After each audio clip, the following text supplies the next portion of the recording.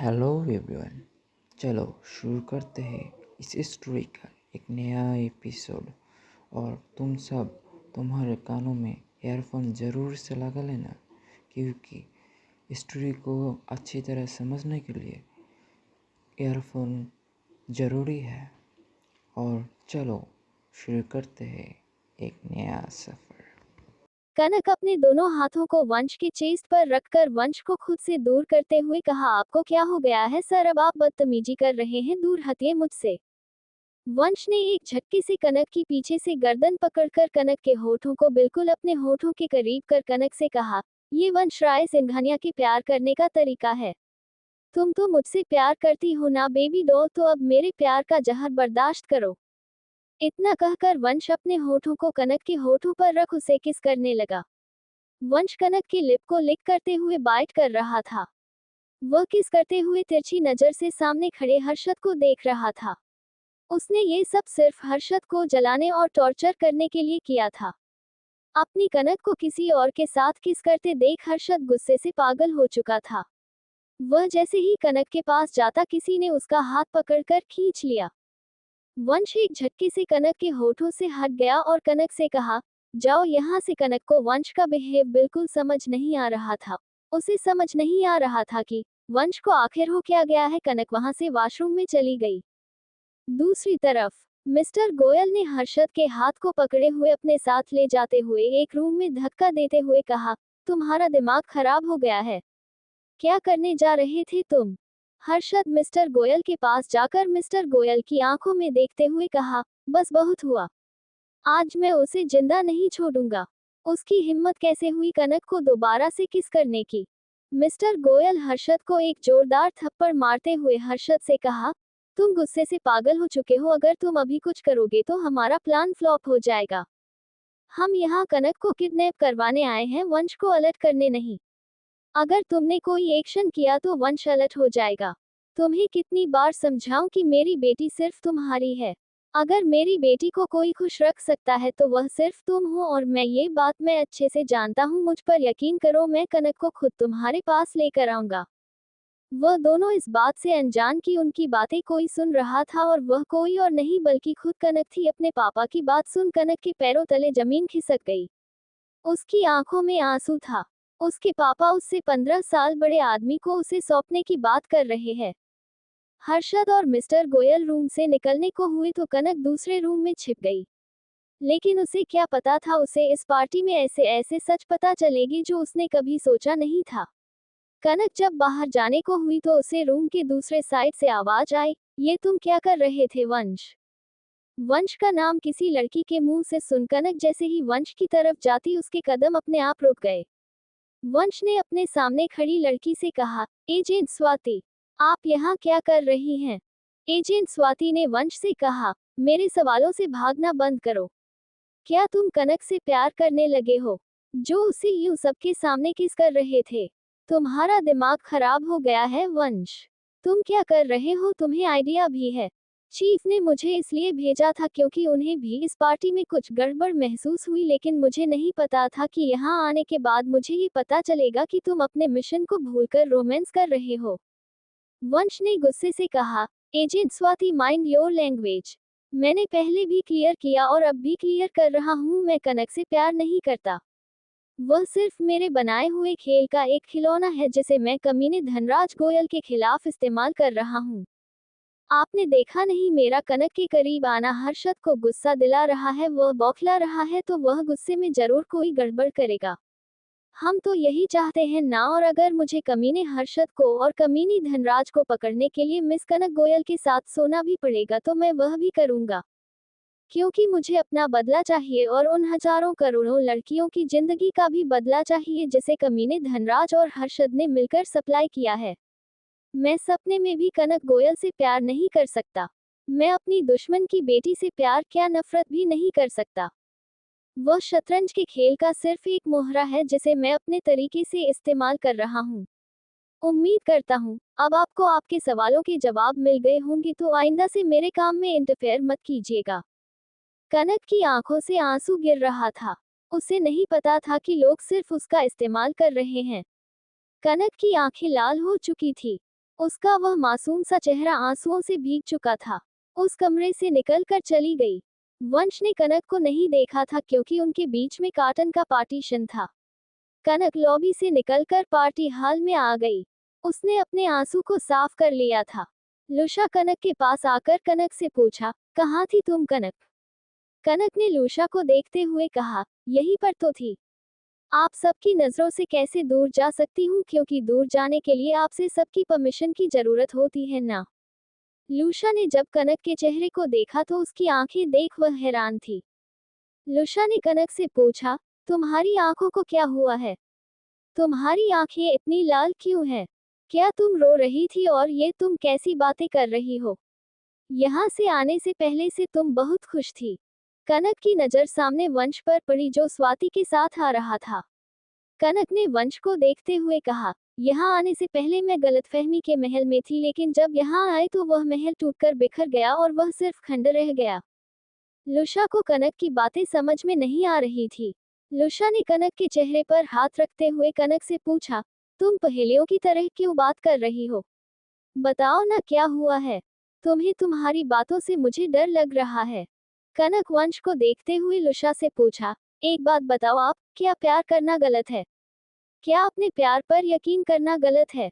क्या किसी और की गलती की सजा किसी दूसरे को मिलना सही है? कनक की बातें सुन लुशा को कनक पर शक होने लगा। लुशा कनक से कुछ कहती उससे पहले उस हॉल में अंधेरा हो गया और किसी ने कनक का हाथ पकड़ अपनी तरफ खींच लिया। कनक कुछ करती उससे पहले व्हाइट लाइट फ्लैश हुई। कनक ने देखा उसके सामने कोई और नहीं बल्कि वंश है। वंश कनक की कमर पर हाथ रखकर कनक के हाथों को पकड़कर कहा, चलो बेबी डॉल, एक रोमांटिक डांस करते हैं। इतना कहकर वंश ने कनक से कहा, म्यूजिक, और एक सॉन्ग प्ले हुआ। वंश कनक के साथ डांस कम रोमांस ज्यादा कर रहा था। कनक को आज वंश की छुअन से चुभन महसूस हो रही थी। कनक की आंखों से आंसू निकलकर वंश के हाथों पर गिर गया। कनक के आंसू को अपने हाथों पर देख वंश एक झटके से कनक को अपनी तरफ पलटकर कनक के चेहरे को देखा तो हैरान रह गया। कनक की आंखें आंसुओं से भरी थी। वंश कनक के चेहरे को अपने हाथों में थामते हुए कनक से पूछा, क्या हुआ बेबी डॉल, तुम रो क्यों रही हो? क्या तुम्हें किसी ने कुछ कहा? कनक एक झटके से वंश को खुद से दूर कर अपनी पूरी ताकत लगाकर एक जोरदार थप्पड़ वंश के गालों पर जड़ दिया। कनक के इस तरह थप्पड़ मारने से म्यूजिक बंद हो गया। पूरी पार्टी शॉक्ड हो गई। लुशा, मानिक, यश तीनों ही शब्द हो गए। उन्हें यकीन नहीं हो रहा था कि कनक ने वंश को थप्पड़ मारा है। जो कनक वंश से इतना प्यार करती थी, आज उसने वंश पर हाथ कैसे उठा दिया? वंश अपनी लाल आंखों से कनक को देखते हुए कहा, तुम्हारी हिम्मत कैसे हुई? इतना कहकर वह जैसे ही कनक के शोल्डर को पकड़ने हुआ, कनक एक कदम पीछे होते हुए वंश से कहा, डोंट टच मी।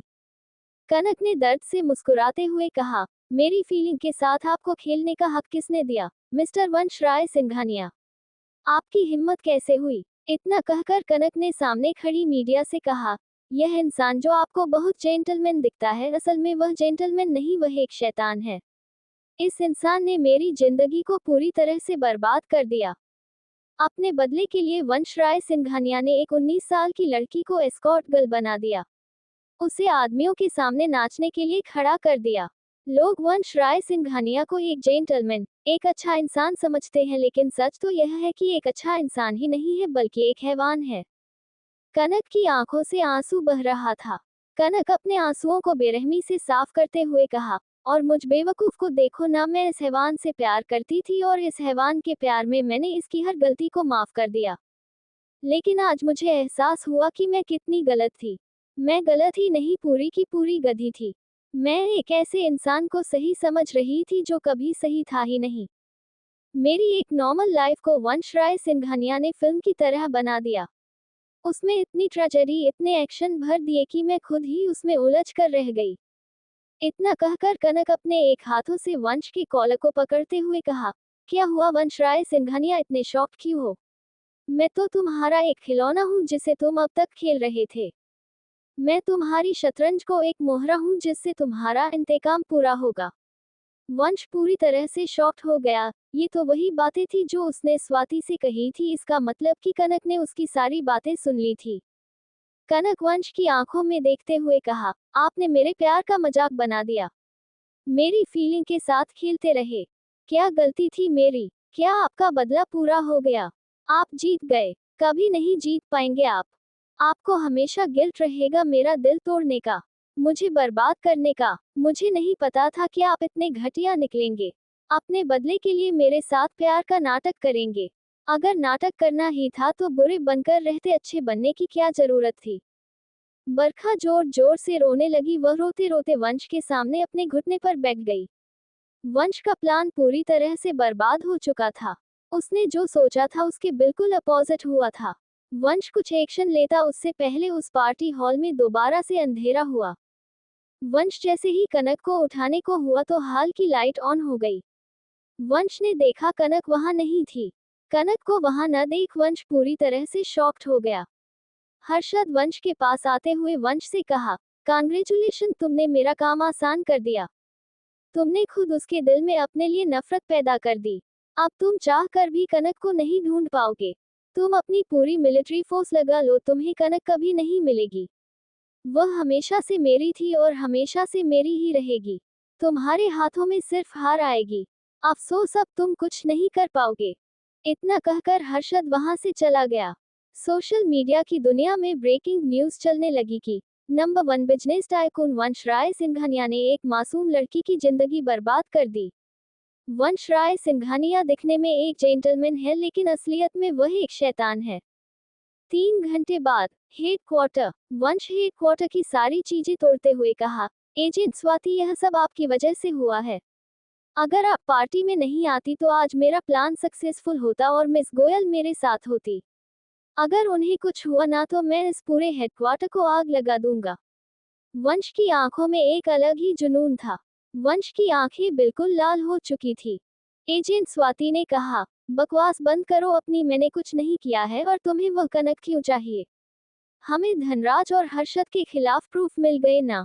अब सिर्फ उन्हें मारने का ऑर्डर मिलना चाहिए और चीफ उसी की मीटिंग अटेंड करने गए हैं। अगर सभी लोग मीटिंग में उनकी मौत को फाइनल कर दिया तो हम उनका इनकाउंटर करेंगे। वंश गुस्से से टेबल को उठाकर पटकते हुए कहा, बकवास बंद करो अपनी। मुझे कनक किसी हाल में चाहिए। उसे हर्षद के हाथों में मैं नहीं छोड़ सकता।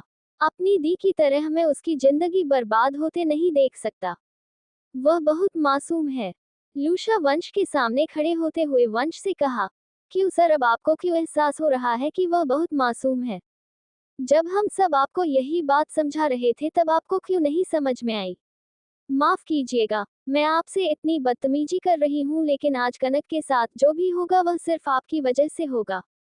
आप अपने बदले की शुरुआत गलत तरीके से की थी। अगर गलती धनराज की थी तो आपको सजा भी उसी को देनी चाहिए थी, लेकिन आपने कनक के प्यार का गलत इस्तेमाल किया। अगर आपकी तरह लोग प्यार का इस्तेमाल करने लगे तो दुनिया में प्यार नहीं बचेगा सर, सिर्फ नफरत रह जाएगी। आपने उसका दिल तोड़ दिया और जब हमारा पहला प्यार हमें धोखा देता है ना तो हम फिर कभी दोबारा किसी पर भरोसा नहीं कर पाते। हमने आपको कितनी बार समझाया था सर कि कनक सिर्फ 19 साल की है, प्लीज उसके साथ ऐसा कुछ मत करिएगा जिससे आपको बाद में पछताना पड़े। आपका सच पता चल चुका है। कनक को जान चुकी है। वह आपके प्लेन के बारे में। अगर आप धनराज और हर्षद को खत्म भी कर देते हैं तब भी आप सुकून से नहीं रह पाएंगे, क्योंकि आपने एक मासूम लड़की का दिल तोड़ दिया। आपको पता है बॉस, कनक पार्टी में जाने से पहले कितनी खुश थी, लेकिन जब वह वापस आई तो उसकी आंखों में बहुत ज्यादा दर्द था। उसने मुझसे 3 सवाल किए, क्या प्यार करना गलत है? क्या अपने प्यार पर यकीन करना गलत है? क्या किसी और की सजा किसी और को देना सही है? लेकिन मुझे नहीं पता था सर, उसने आपकी और एजेंट स्वाति की बात सुन ली है। उम्मीद करती हूँ बॉस कनक ठीक हो, वरना आप जीत कर भी हार गए। बॉस, आपने कनक को हमेशा के लिए खो दिया। आपको अपनी लाइफ में कनक जैसी पार्टनर कहीं नहीं मिल सकती थी। काश आपने एक बार अपने बदले को साइड रख कनक के बारे में सोचा होता तो शायद आज आपको इतना गुस्सा नहीं आता। लुसा ने मानिक और यश को देखते हुए कहा, चलो कनक मैम को ढूंढते हैं। हो सकता है देर नहीं हुई हो। लुशा, मानिक, यश के तीनों ही जैसे ये जाने हुए तभी जिसने अंदर आते हुए कहा, तुम तीनों को जाने की जरूरत नहीं है। अगर यहाँ से कोई जाएगा तो तुम चारों जाओगे, क्योंकि धनराज और हर्षद के एनकाउंटर की परमिशन ग्रांटेड हो है। इस मिशन को पूरा करने का वक्त आ गया है। वंश अपना मिशन पूरा करो और उसके इलीगल फाइल रिलीज करता हूँ। तुम सब मिशन के लिए तैयार हो जाओ, तुम सबके पास सिर्फ 2 घंटे हैं क्योंकि वह इस शहर को छोड़ने वाले, इतना कहकर चीफ वहां से चले गए। हेडक्वार्टर। वह चारों ही तैयार होकर खड़े थे, एजेंट स्वाति और चीफ विक्रम चौहान भी साथ में खड़े। तभी विक्रम चौहान का फोन रिंग हुआ। विक्रम चौहान ने जो अपना फोन उठाया तो फोन की दूसरी साइड की बात सुन वो हैरान हो गए। उन्होंने हैरानी से कहा, व्हाट, ये कैसे हो सकता है? विक्रम जी को इतना परेशान होते देख वंश ने विक्रम जी से पूछा, क्या हुआ चीफ, आप इतने परेशान क्यों हैं? विक्रम जी ने वंश को देखते हुए कहा, हमें जो प्रूफ मिले थे और जो डिस्क मिली थी वह सभी नकली थे और हमें इंफॉर्मेशन मिली है कि वह डिस्क अभी भी हर्षद के पास है। वंश ने विक्रम जी से कहा, पर ऐसे कैसे हो सकता है? मैंने खुद डिस्क उनके ऑफिस से ली थी। इसका यह मतलब है कि उन्हें पता चल गया था कि हम उनके ऑफिस से वह डिस्क लेने वाले हैं, इसलिए उन्होंने डिस्क को चेंज कर दिया।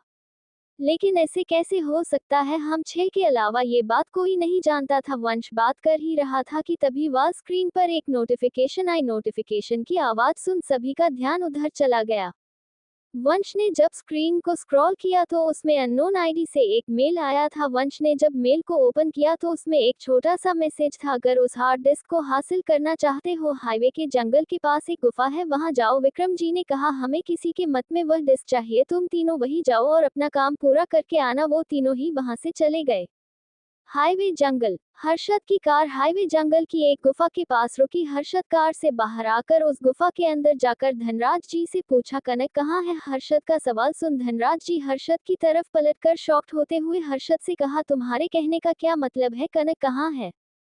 कनक को तो तुम किडनैप करने वाले थे ना? धनराज जी की बात सुन हर्षद ने धनराज जी से कहा, मैंने कनक को किडनैप नहीं किया, मुझे लगा आपने किया है। दोनों ही शॉक थे। जब वह दोनों ने कनक को किडनैप नहीं किया तो आखिर किसने कनक को किडनैप किया है? वह दोनों इससे आगे कुछ सोच पाते तभी जंगल में एक आवाज गूंजी, बाहर आओ। धनराज और हर्षद। आवाज को सुनते ही वह दोनों जब बाहर निकले तो सामने का नजारा देख चौंक जाए। सामने कोई और नहीं बल्कि एजेंट स्वाति खड़ी थी। स्वाति को ऐसे देख हर्षद ने स्वाति से कहा, तुम्हारी प्रॉब्लम क्या है? इस तरह जंगल के बीचों बीच मेरा नाम चीख कर लोगों को बताने की जरूरत नहीं कि तुम हमारे साथ काम करती हो। स्वाति ने हंसते हुए कहा, तुम्हारे साथ काम? कभी नहीं, क्योंकि तुम दोनों भरोसे के लायक नहीं हो। मैं अकेले काम करती हूँ। मेरा मकसद था उस हार्ड डिस्क को हासिल करना और मैंने कर भी लिया। तुम्हारे और वंश के पास जो हार्ड डिस्क है वह नकली है। मैंने दोनों तरफ से खेल रही थी। मैं तुम्हारी न्यूज़ हेडक्वार्टर को देती थी और हेडक्वार्टर को तुम्हारी, लेकिन मुझे नहीं पता था कि मेरे प्लान में ट्विस्ट आ जाएगा। तुम्हें पूरी दुनिया छोड़कर इस धनराज के बेटी ही मिली थी प्यार करने के लिए। तुम्हें पता है डियर हर्षद, तुम्हारा और वंश का हाल इस वक्त कैसा है? एक फूल दो माली जैसा। स्वाति की बात सुन धनराज और हर्षद भी दोनों ही हैरान हो गए। धनराज जी ने स्वाति को देखते हुए कहा, तुमने हमें डबल क्रॉस किया, तुम्हारी इतनी हिम्मत हो गई? इतना कहकर उन्होंने अपनी गन निकालकर स्वाति की तरफ पॉइंट कर दिया। स्वाति धनराज जी को देखकर मुस्कुराते हुए कहा, ऐसी गलती भूल कर भी मत करना क्योंकि तुम्हारी सबसे कीमती चीज मेरे पास है। स्वाति की बात सुन वह दोनों एक दूसरे को सवालिया नजरों से देखने लगे। तभी स्वाति ने कहा, लेकर आओ उसे। तभी दो आदमी कनक को पकड़े हुए लेकर आए। कनक की हालत बहुत ही ज्यादा खराब हो चुकी थी। उसकी बॉडी पर बहुत ही ज्यादा चोट के निशान थे। उसके होठों के कोनों से खून निकल रहा था। तभी वहां लूशा, यश, मानिक और वंश आया। कनक की ऐसी हालत देख वंश हैरान हो गया। वह जैसे ही कनक के पास जाता उससे पहले वहां बॉडीगार्ड की फौज खड़ी हो गई। स्वाति ने वंश को देखते हुए कहा, वेलकम एजेंट वंश, इतनी भी क्या जल्दी? ही पहले मेरा प्लान पूरा होने दो। स्वाति को वहां देख सभी लोग हैरान हो गए। वंश जैसे ही आगे बढ़ने को हुआ, स्वाति अपनी गन निकाल कर कनक की तरफ पॉइंट करते हुए कहा, तुम मुझे हल्के में ले रहे हो? एक कदम भी आगे मत बढ़ाना वरना मेरे गन की सारी गोलियां इसके भेजे के पार होगी। लूशा स्वाति को देखते हुए कहा, तुम कितनी बेशर्म और घटिया लड़की हो, तुम्हें अपने देश के साथ गद्दारी करते हुए शर्म नहीं आई?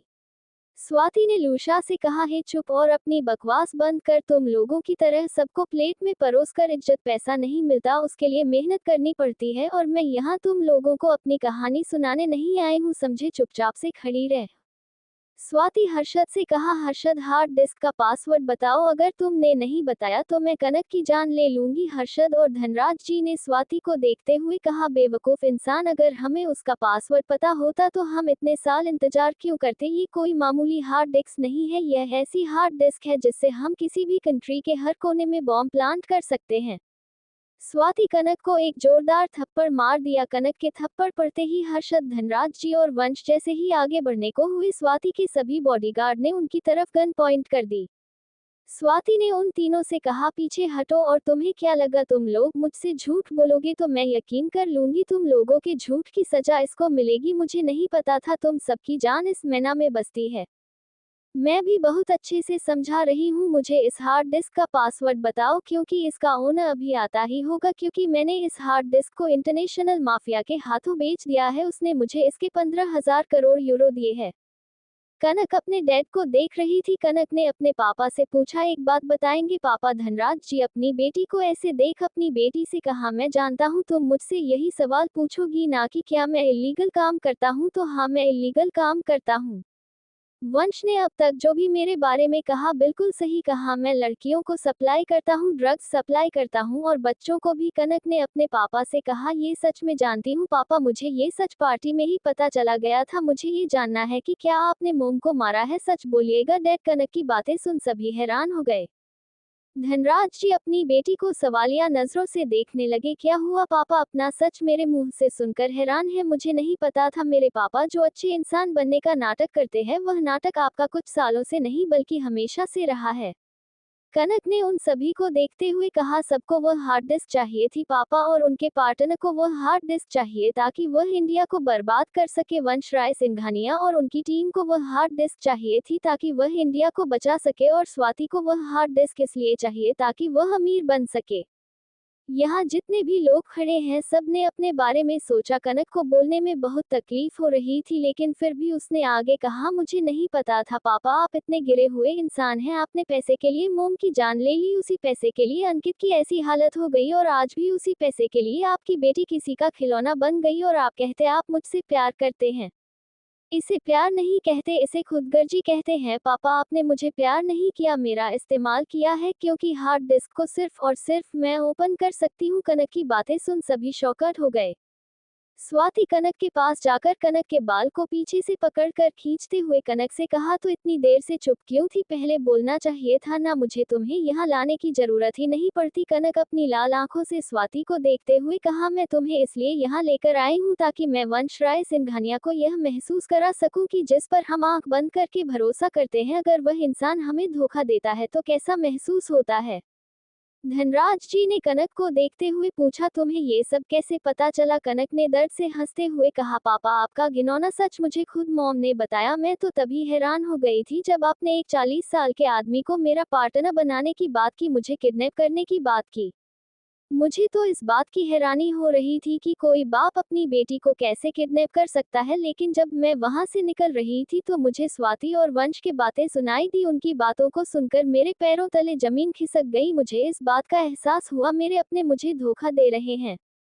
जिन अपनों से मैं इतना प्यार करती हूँ वह तो मुझे सिर्फ इस्तेमाल कर रहे हैं। वंश जैसे ही कनक के करीब जाता, स्वाति ने दोबारा से अपनी गन वंश की तरफ पॉइंट करते हुए कहा, तुम्हें इतनी खुजली क्यों हो रही है? अपनी जगह पर चुपचाप से खड़े रहो, मैं भी जानूं मेरी प्लानिंग में ट्विस्ट कैसे आया। वंश ने कनक से कहा, कुछ भी हो जाए लेकिन उसका पासवर्ड किसी को मत बताना। कनक ने वंश को देखते हुए तंज कसते हुए कहा, दुनिया में आप अकेले नहीं हैं जो अपने देश से प्यार करते हैं। मानती हूँ आप एक एजेंट है, लेकिन मैं भी एक इंसान हूँ, मेरे अंदर भी दिल है। मैं मानती हूँ मैं सिर्फ 19 साल की हूँ, लेकिन किसी बुक में यह नहीं लिखा है कि 19 साल की लड़की को गलत और सही का पता नहीं होता। लेकिन मैंने गलती यह की थी कि मैं प्यार में अंधी हो गई थी, पर आपके दिए गए धोखे से मुझे बहुत बड़ा सबक मिला। कुछ भी हो जाए पर किसी पर यकीन मत करना। कनक ने स्वाति को देखते हुए कहा, तुम्हारा सपना सपना ही रहेगा, कुछ भी कर लो, किसी को भी मार दो, मैं तुम्हें हार्ड डिस्क का पासवर्ड नहीं बताने वाली। समझ में आया? जो कर सकती हो करो, लेकिन एक बात याद रखो, तुम्हारा आज मारना तय है। कनक ने यम तना ही कहा था कि स्वाति ने दोबारा कनक के गाल पर मारते हुए कहा, पिद्दी सी हो और बातें इतनी बड़ी बड़ी, अगर तुम मुझे हार्ड डिस्क का पासवर्ड नहीं बताओगी तो मैं तुम्हारे प्यार को मार दूंगी। कनक ने तुरंत कहा, मार दो, मुझे फर्क नहीं पड़ता, वैसे भी तुम मरो या मैं मारूं, बात तो एक ही होगी। वंश हैरानी से कनक को देखने लगा। कनक के ऐसे बिहेवियर का किसी को भी आइडिया नहीं था। तभी उस जंगल में आवाज गूंजी, तुम सभी को स्पेशल फोर्स ने चारों तरफ से घेर लिया है। हर्षद, धनराज और स्वाति तीनों ही एक दूसरे का मुंह देख रहे थे। कनक ने मौके का फायदा उठाते हुए अपने पास खड़े बॉडीगार्ड की गन उसके बैग से निकालकर अपने फोरहेड पर रखते हुए कहा, दूर हटो। कनक ने धनराज जी से कहा, पापा अपना गुनाह कबूल कीजिए वरना इस गन की सारी गोलियां मेरे सिर के आर पार होगी। कनक के ऐसा करने से धनराज जी ने आगे बढ़ते हुए कहा, ये क्या पागलपंती है लाडो, गन नीचे करो, वह कोई खिलौना नहीं। कनक की आंखों में एक अलग सा जुनून था। कनक ने गन के ट्रिगर पर अपनी उंगली रखते हुए कहा, मैं भी जानती हूँ ये कोई खिलौना नहीं है और मैं कोई मजाक नहीं कर रही हूँ। अपना गुनाह कबूल कीजिए कि आपने अब तक क्या क्या किया है, वो सब बताए जो कोई नहीं जानता। वंश ने आगे आते हुए कहा, ये क्या पागलपंती है, गन नीचे करो, अगर तुम्हें लग गई तो। कनक ने कहा, तो आपको क्यों फर्क पड़ रहा है, आप भी तो यही चाहते थे ना, आपका काम मैं आसान कर रही हूँ। लूशा ने कहा, कनक गन छोड़ दो, तुम्हें लग जाएगी। कनक गन को और कसकर पकड़ते हुए कहा, क्या बात है, आप सबको मेरी फिक्र हो रही है, इसलिए ना क्योंकि वह हार्ड डिस्क की चाबी मैं हूँ। तभी हर्षद ने कहा, नीचे करो, मैं अपने गुनाह कबूल करता हूँ। कनक ने गन के ट्रिगर को धीरे से प्रेस करते हुए कहा, करो जल्दी। हर्षद कहा, ठीक है करता हूँ। मैंने और तुम्हारे पापा ने मिलकर तुम्हारी मॉम को मारा था, तब मैंने तुम्हें पहली बार देखा था। मैं तुम्हें पसंद करने लगा था, लेकिन मैं वंश की बहन काया से शादी कर चुका था और एक दिन हमारी गर्ल स्मगलिंग में एक लड़की की कमी पड़ गई थी। तो मैंने तुम्हारे पापा के साथ एक सौदा किया, जब तुम 20 साल की हो जाओगी तो वह तुम्हें मुझे सौंप देंगे और इसके बदले में अपनी बीवी को उनके हवाले कर दिया, ये जानते हुए भी काया प्रेग्नेंट है। उन सभी लड़कियों के साथ तुम्हारे पापा ने काया को भी बेच दिया और उन लोगों ने काया को एस्कॉर्ट गर्ल बना दिया। काया हर रात पब में डांस किया करती थी, उसके साथ कई बार रेप करने की कोशिश हुई। हर्षद ने इतना ही कहा था कि वंश ने अपनी आंखें कसकर बंद कर ली और उसने अपने दोनों हाथों मुट्ठी कस ली। हर्षद ने आगे कहा, लेकिन वंश ने उसे बचा लिया। काया इन सब की बेइज्जती के साथ जीना नहीं चाहती थी, लेकिन उसने अपने कोख में पल रहे बच्चे के लिए जीने का फैसला किया और जिस दिन उसने रूहान को जन्म दिया उस दिन फिर से मैंने उसे किडनैप कर लिया। क्योंकि एक बार जो लड़की बेच दी जाती है तो सिर्फ उसकी मौत से ही वह आजाद होते थे, यही हमारे काम का रोल था। काया को मैंने दोबारा से तुम्हारे पापा के हवाले कर दिया। तुम्हारे पापा ने काया को वही भेज दिया जहां से वंश ने उसे बचाया था और उन लोगों ने काया का कई बार रेप किया, उन लोगों ने कई बार रेप करने से काया मर गई। हर्षद की बातों सुनकर वंश की आंखों से आंसू गिर गया। कनक गन को बॉडीगार्ड की तरफ करते हुए कहा, दूर हटो मुझसे। बॉडीगार्ड दूर हट गए। कनक हर्षद के पास जाकर हर्षद के गाल पर एक जोरदार थप्पड़ मारते हुए कहा, तुम सब भेड़िया हो, तुम लोग इतने गंदे इतने नीच कैसे हो सकते हो, तुम्हें अपनी बीवी पर जरा भी रहम नहीं आया। अरे कम से कम उस बच्चे पर तो रहम खाते जो कुछ घंटों पहले पैदा हुआ था। इतना सब कुछ करने के बाद तुम चाहते थे कि मैं तुम्हारे साथ रहूंगी, तुम जैसे इंसान के साथ रहने से बेहतर है इंसान खुद को मार डाले। इतना कहकर कनक ने दूसरा थप्पड़ हर्षद को मारते हुए कहा, तुम जैसे मर्दों की वजह से पूरी दुनिया गंदी हो गई है। कनक गुस्से से कांप रही थी। कनक गुस्से से अपने पापा के पास जाकर पापा से कहा, आप इंसान भी है कि नहीं, आप इंसान नहीं है, आप एक हैवान भेड़िया है, आप इतने गिरे हुए कैसे हो सकते हैं, आपने ऐसे करके कितने लोगों की जिंदगी बर्बाद की है। कनक की आंखों से आंसू गिर रहा था, उसे घुटन महसूस हो रही थी। कनक ने खुद को देखते हुए कहा, मुझे भी देखकर आप यही सोचते रहे होंगे ना कि मेरी कितनी कीमत लगेगी। धनराज जी ने ना में गर्दन हिलाते हुए कहा, नहीं बेटा। कनक ने चिल्लाते हुए कहा, मर गई आपकी बेटी, इसका मतलब वंश ने मेरे साथ जो किया है वह कुछ भी नहीं है, क्योंकि आपने तो उनकी बहन के साथ जो किया है उसके बदले अगर वंश मुझे मार भी देते तो भी कम था। आपने ऐसा क्यों किया, सिर्फ कुछ पैसे के लिए ये सब किया, आपके हाथ नहीं कांपे ये सब करते हुए। कनक पूरी तरह से कांप रही थी, उसे यकीन नहीं हो रहा था कि उसके पापा इतने घटिया होंगे। कनक अपने पापा से दूर होते हुए कहा, आपको जीने का कोई हक नहीं है, काश मैं आपकी बेटी नहीं होती, काश मम्मा आपसे कभी मिली नहीं होती। इतना कहकर कनक अपने हाथों में पकड़ी हुई गन को कसकर पकड़ते हुए अपने पापा की तरफ पॉइंट कर दिया। कनक के हाथ तेजी से कांप रहे थे। वंश ने कनक से कहा, तुम ऐसा नहीं कर सकती, हमें इसे जिंदा पकड़ना है। धनराज जी ने अपनी बेटी को अपनी तरफ गन करते देख कनक से कहा, तुम ऐसा कभी नहीं कर पाओगी, तुम बहुत मासूम हो, तुम कभी गन नहीं चला पाओगी। कनक के दिमाग में हर्षद की कही गई बातें हो गूंजने लगी। कनक ने अपने दूसरे हाथ से गन पकड़ी हुए हाथ को कसकर पकड़ते हुए कहा, बकवास बंद कीजिए मिस्टर गोयल। इतना कहकर कनक ने शूट कर दिया। कनक के गन चलाते ही सभी शॉक्ड हो गए। धनराज जी घुटने पर बैठ गए क्योंकि कनक ने गोली धनराज जी के पैरों पर चलाई थी।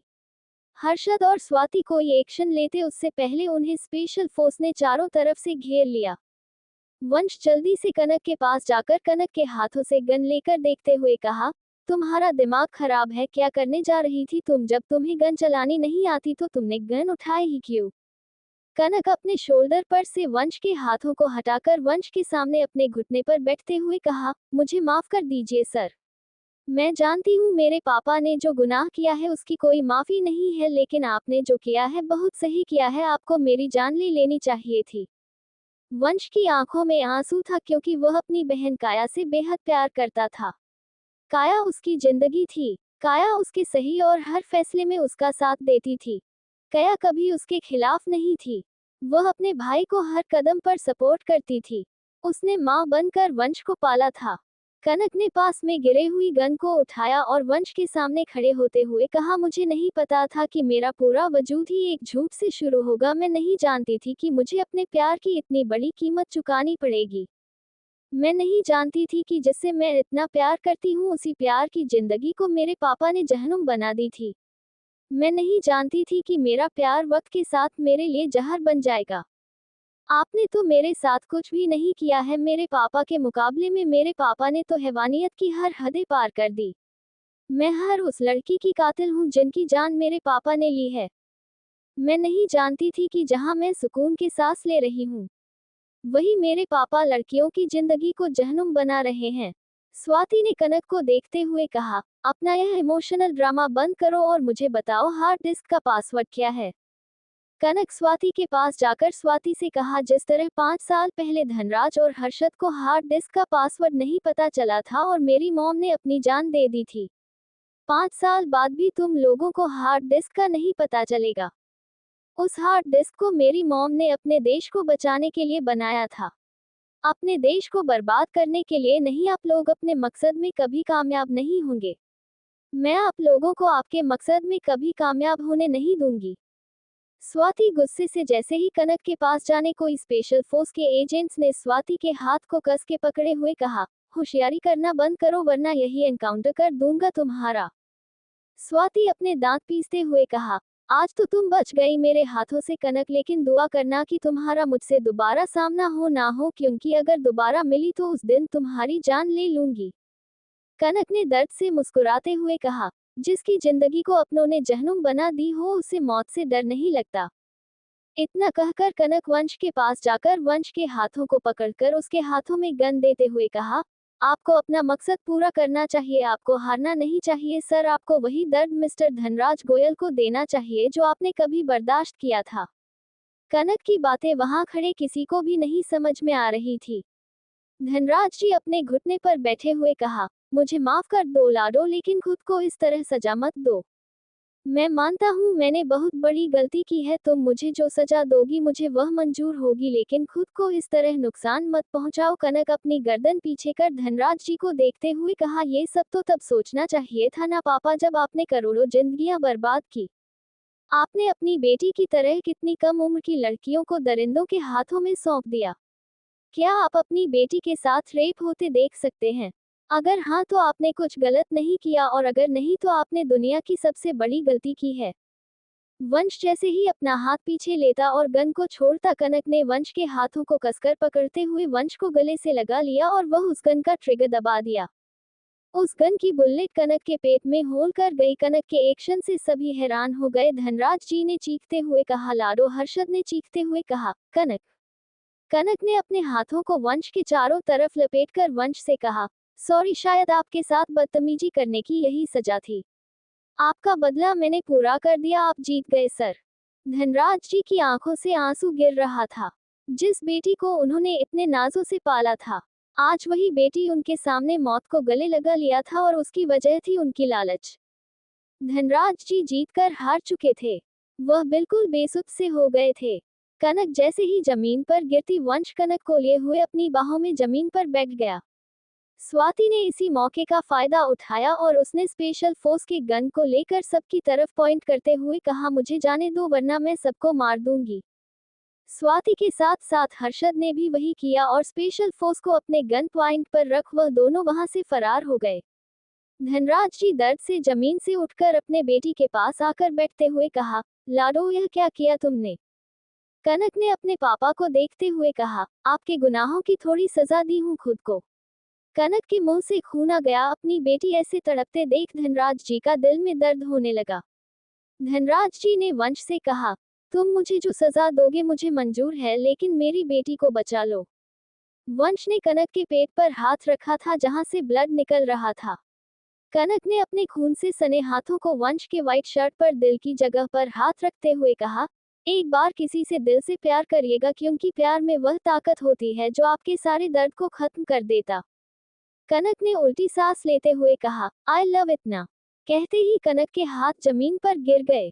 उसकी आंखें बंद हो गई और उसकी आंखों में ठहरा आंसू उसकी आंखों के कोनों से बह गया। लूशा, यश, मानिक, धनराज जी सभी शॉक में थे। वंश को अपनी गलती का एहसास हो रहा था कि कनक की शुरू से आखिरी तक कोई गलती नहीं थी। वह भी तो उसकी दी की तरह थी जो मासूम थी। उसने भी जिससे प्यार किया उसने उसे धोखा दिया। उसमें और हर्षद में अब कोई फर्क नहीं रहा। धनराज जी रो रहे थे। उनके गुनाहों की सजा आज उनकी बेटी को मिली थी।